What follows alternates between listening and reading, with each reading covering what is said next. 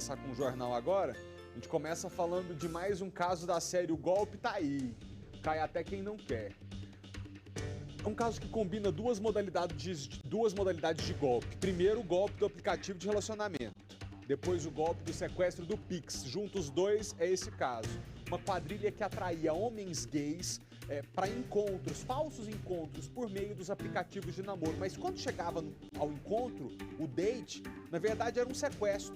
Em poder dos bandidos, as vítimas eram obrigadas a fazer transferências de Pix de valores altos. Gente, golpe aqui no Brasil tá que nem vírus da Covid-19, tem variantes. E agora é a combinação do golpe do Pix com o golpe do app. Virou os dois.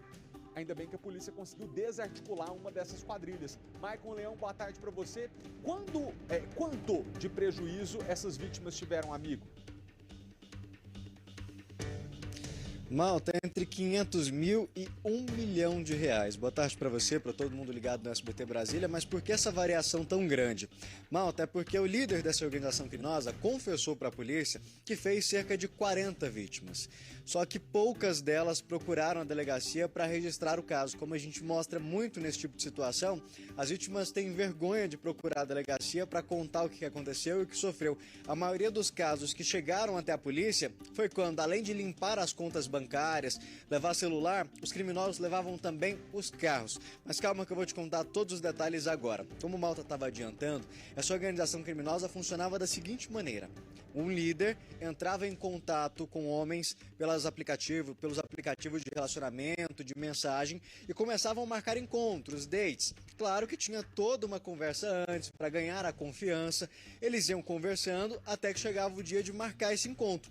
Normalmente acontecia em Santa Maria, Novo Gama e até mesmo em cidades de Goiás, no entorno do Distrito Federal.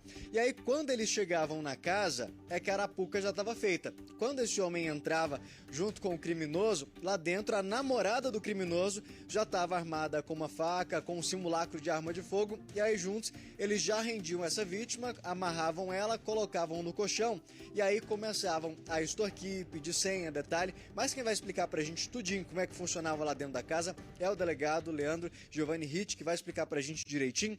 Doutor, então já tinha todo esse esquema, eles passavam dias convencendo a vítima, e aí quando ela chegava jurando que era o date, que era um dia de diversão, quando chegava na casa já era uma arapuca que estava armada? Boa tarde. Boa tarde. Imediatamente era rendida pelo casal com um simulacro de arma de fogo e a faca, amarrada e deitada no colchão.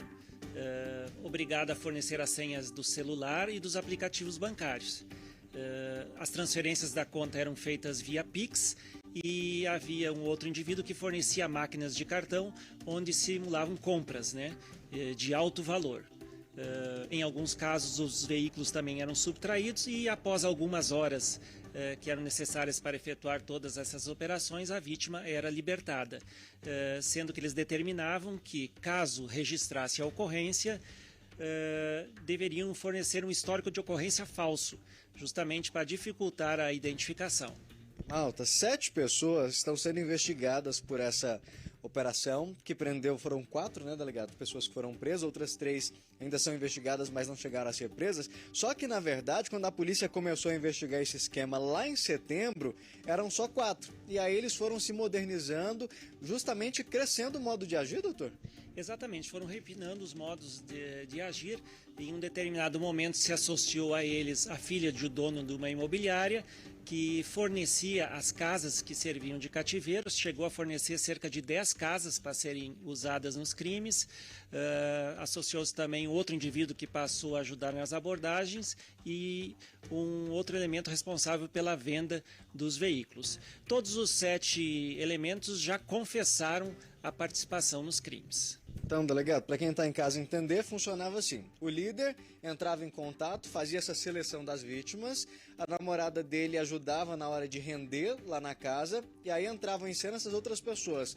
Um que cedia a maquininha para que fosse passado, além de limpar a conta com a questão dos Pix, faziam também outras compras, e aí tinha uma outra pessoa que ajudava na questão também de desbloquear os aparelhos celulares, por exemplo, os iPhones, a gente pode até falar, tem um bloqueador que normalmente precisa dar senha para que ele possa ser revendido. Tinha uma pessoa para fazer essa liberação? Exatamente, era o dono de uma banca de celulares em Santa Maria, que estava associado ao grupo. Ele ensinou o líder a trabalhara na retirada do iCloud dos iPhones, que as vítimas eram escolhidas também pelo aparelho, principalmente que possuíam iPhones.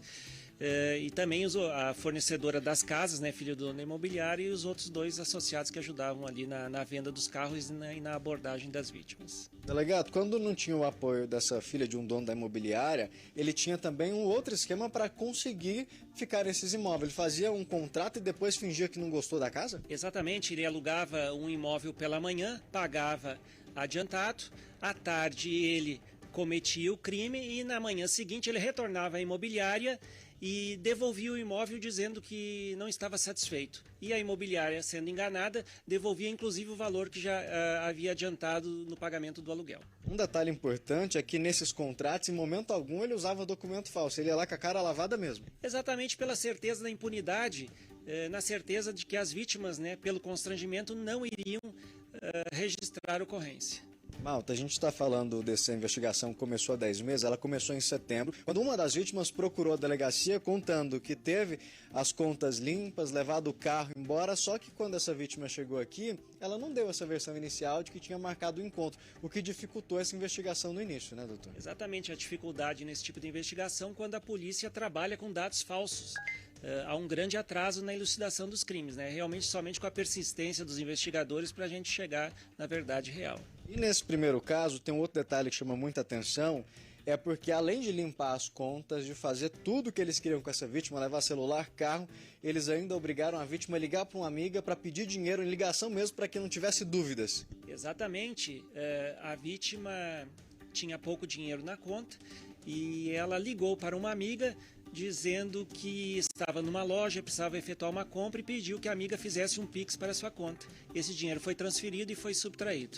Delegado, quando essas vítimas chegam aqui, claro que elas têm vergonha, por isso que a maioria delas não registram essas ocorrências. É importante a gente ressaltar que a polícia tem todo um preparo para não expor, que é justamente o que esses criminosos usam de ameaça de elementos. Olha, se você procurar a polícia, eu vou vazar suas fotos, eu vou vazar as nossas conversas. Pessoas que normalmente têm essa opção sexual escondida da família e de amigos não denunciam justamente por esse medo. Mas quem está em casa assistindo pode ter certeza que quando chegar aqui pode ter essa segurança de que nenhuma dessa informação vai ser vazada, né? Exatamente, até porque os arquivos que eram armazenados pelo autor já estão na posse da polícia. Então não vai haver mais risco de serem vítimas de uma nova extorsão.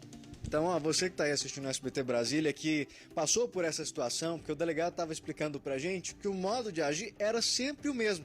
Esse colchão que a gente vê nas imagens, ele era colocado no chão, a vítima tinha as mãos e os pés amarrados, e aí depois começava essa questão de pegar o celular para desbloquear, fazer todas as transferências bancárias, e aí a pessoa, além de ter o prejuízo, Malta, financeiro das contas que foram esvaziadas, dos cartões que foram usados, perdia o celular, em alguns casos, perdia até mesmo os próprios veículos. A gente falou de 40 vítimas que eles confessaram, mas na polícia não chega a ter cerca de 10 ocorrências desse caso, então de casos semelhantes, o que dificulta. Então você que passou por essa situação, pode ligar para a polícia pelo 197, procurar uma delegacia, porque isso ajuda também, delegado, a aumentar a pena deles, né?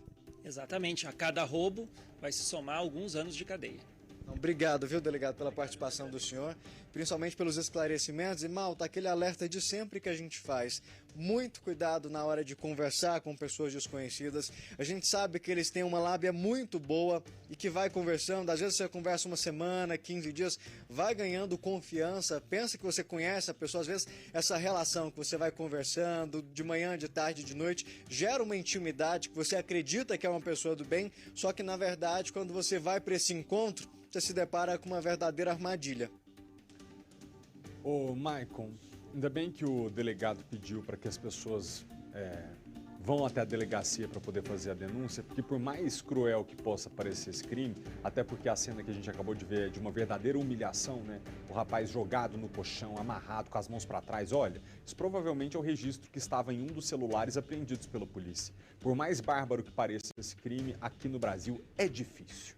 Se esse homem, se essa quadrilha se eles não forem indiciados por dezenas de atitudes semelhantes, logo, logo eles estarão de volta colocando a vida de outras pessoas em risco. Nesse caso aí são homens gays, mas outras vezes, muitas vezes em São Paulo, a gente já mostrou homens héteros que caem na lábia de supostas mulheres que estão conversando por aplicativo, também são ameaçados e têm a vida posta em risco da mesma maneira. Então você que está em casa, o delegado já disse, todo o material que antes poderia ser utilizado para te constranger, para te ameaçar, falar que vai revelar sua intimidade para as pessoas, está em posse da polícia. Agora só cabe a você procurar o delegado e fazer a sua parte, a denúncia, dizer eu também fui vítima, isso aconteceu comigo, deixa eu fazer registrar minha ocorrência, porque eu quero ajudar esse inquérito a ficar mais robusto para ser entregue para o Ministério Público e depois para a Justiça. Obrigado, Maicon, pelas informações.